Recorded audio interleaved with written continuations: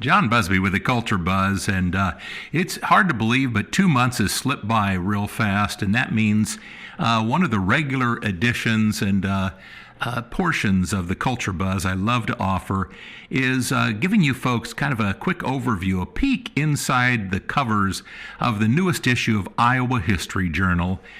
This is the November-December issue, and you can start finding it now. And that's the way to do is go to places like Barnes and Noble and Fairway and Hy-Vee. You can go to Beaverdale Books. But of course, a lot more people these days are doing it the proper way, which is I'm just going to subscribe to this thing. It's a better deal, and they deliver it to my mailbox. And that is the way to do it. You can find out all this information at iowahistoryjournal.com. And we're going to continue the dialogue from last issue because Don Doxsie has written a grand story.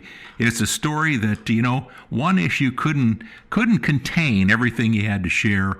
And so this is a two-part story called Behind Barbed Wire. And it's a fascinating look at all of the POW camps from World War II that were in Iowa. And Don has done a deep dive into this research and everything and found a lot of fascinating things. Behind barbed wire, first thing I thought of, well, gosh, are they fencing off the prairies and things like that? But quickly I understood what you were doing. What drew you into this story, Don? Well, Michael Sawyer from Iowa History Journal kind of pitched the idea to me because I didn't really know very much about this. I didn't know that there were POW camps all over Iowa during World War II. But once I got into it, it was really a fascinating topic, and just all of the things that went on in these camps, and the role they played in actually helping Iowa during World War II, because it really filled in the gap from a labor standpoint with men away at war.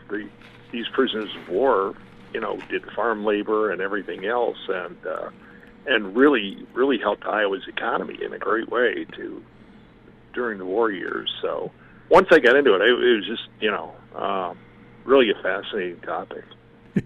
It truly is, and you brought up a great point, because that was one of the things that when it comes to the farm economy,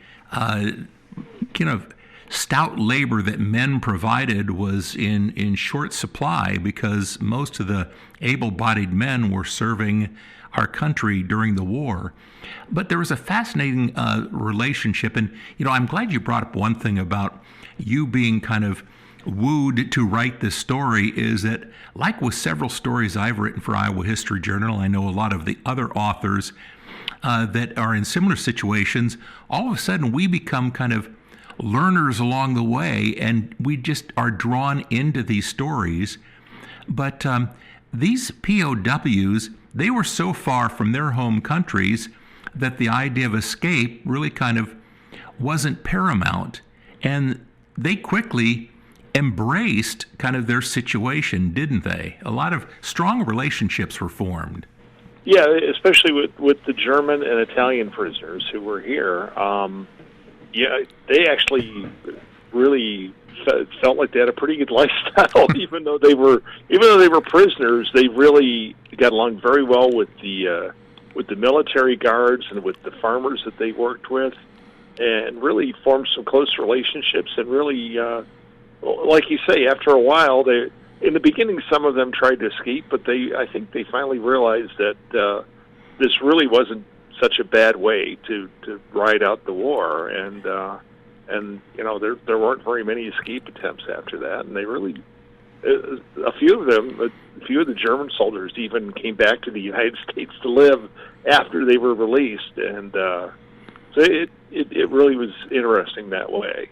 Yeah. When I visited the Algona Museum, which Algona has done a masterful job kind of leading the way in Iowa to preserve this special chapter of the history, one of the anecdotes I always loved is the fact that there was a group of German soldiers that made sure they were at the front of the line to volunteer to go to maybe certain farms, because they knew that those farm wives cooked some really good food. Yeah, that's and they became friends and almost a member of the family in some cases with these farmers that they worked with. Well, it's a fascinating story, and this is just part 2 of it. Want to talk about something that I guess I did not know until I read your story. There were some Japanese prisoners that were housed at Camp Clarinda. Talk a little bit about that discovery. Well, yeah, there were hundreds of these camps all over the United States, but only 2 of them had Japanese prisoners. One of them was Clarinda. The other one was at Camp McCoy up in Wisconsin. Actually, the Japanese officers were sent there, and the enlisted men came to Clarinda. And the feelings with them were much different than with the German and Italian soldiers, just because they were harder to relate to. And there also was the fact that while the United States was drawn into the war in Europe to fight against the German and Italian armies, the Japanese attacked Pearl Harbor, so there were a lot more hard feelings against them. And like I said, they had different lifestyles, different ideologies, everything else. They were much harder to relate to. So there were much more hard feelings against the Japanese prisoners than the Germans and the Italians. Well, some interesting reading there, and that's just one of the pieces you're going to find in the new issue of the Iowa History Journal. I encourage you to get your copy. If you're not a subscriber, become one. Don and I receive our issues, and we love to get them and just see what other creative historical writing other people are contributing to Iowa History Journal. You want to find out more, go to iowahistoryjournal.com, and you can find ways to subscribe there. You can even order back issues if you keep hearing about something that was in one of the issues that has already been published. Well, guess what? You may have a chance to get your own copy. The cover story in this issue is about James Harlan, probably one of the most influential political leaders in Iowa's history, from Mount Pleasant, connected to the Lincoln family. I'm just going to leave it right there. A lot of you people know about that. Also, Ruth Suckow is Iowa's lost writer, but a very famous writer in her own right.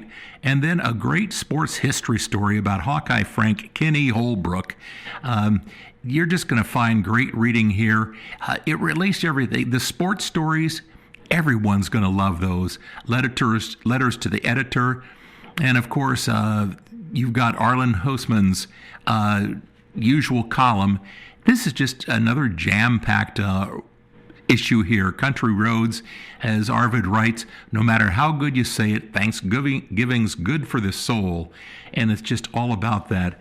But my guest right now is a regular contributor here, and I always love it when I see the Don Doxsie byline on any story, because I know that we've got a very impassioned writer who does some great research for the stories. In this case, we are reading part 2 of Behind Barbed Wire. And if you're just learning about this, you can become a subscriber, and then just for a couple of bucks for postage, you can ask for part 1, the last issue, so you can get part 1 and 2 of Don Doxsie's story. After you did the research and things, is this one of those lingering stories that just had you keep wanting to learn a little bit more about the history here, Don? It is, yeah, because I kept finding newspaper articles that talked about things, and I kept, like you say, you get into this, and every bit of information you find prompts another question that you want to have answered. So you keep digging further and further, and you can find out all sorts of interesting stuff. And this was one of those stories where it just kind of. It didn't seem like it was ever going to end, the number of interesting little aspects to it that I found. All of a sudden, you got to distill that story down and everything you got in your notes to so many words, and you think, oh, man, that's just not fair. And of course, this one, Michael fortunately was gracious enough to let me split it into 2 parts just because I had so much information. But Yeah, it really was a fascinating topic. It truly is. You've written a lot of stories about this. Tell folks where you're based and maybe some of your ongoing areas of historical passion lie. Well, I live in Davenport. I worked for the Quad City Times as a sports writer and sports columnist for 38 years, and I'm retired now, which gives me more time to do this stuff. But so any kind of sports history, I mean, I'm really fascinated with that, and but obviously I write a lot of other things too for Iowa History Journal and things, but. Yeah, and I've published 2 books this year. In retirement, I found a lot of time to do things, but I've most recently came out with a book about Elmer Layton, who's from Davenport, who was one of the 4 horsemen of Notre Dame, and wow. Later coached at Notre Dame, and then became the first full-time commissioner of the NFL in 1941. So, yeah, I mean, I've got a pretty broad range of interests, but. And mostly focused on eastern Iowa, but not entirely. It just goes to show you, folks, if you just kind of allow yourself to do a little bit of research, a little bit of poking around, you're going to stir up some fascinating historical specters that are going to rise to the top and kind of catch your attention and find out about. I mean, talk about legendary, one of the 4 horsemen, and then the first commissioner of the NFL. That's neat stuff. Well, creative mischief is one of Don Doxsie's specialties, and he has written part 2 of his 2-part Behind Barbed Wire. It's in the current issue of Iowa History Journal. Find out more because publisher Michael Swanger has put together a great website, iowahistoryjournal.com. Go there. If you're not a subscriber, become one. And we're just right around the corner. What a perfect time just to spend a few bucks and gift someone a subscription to Iowa History Journal. I've done that many times over the years. And everyone who's received a gift certificate for a subscription that I've given to, they have been grateful, and they've continued the subscription because of the content that Iowa History Journal has to give. Well, Don, with all this spare time in retirement, 2 books and still a bunch of feature stories you're writing and things like that, I look forward to finding out what next I'll be reading from Don Doxsie. In the meantime, folks, make sure that you read Don Doxsie's Behind Barbed Wire, great 2-part series in Iowa History Journal. Don, you take care over there and keep the eastern part of the state just under proper control, okay? I will do that, John. Thank you. You bet. Take care. All right.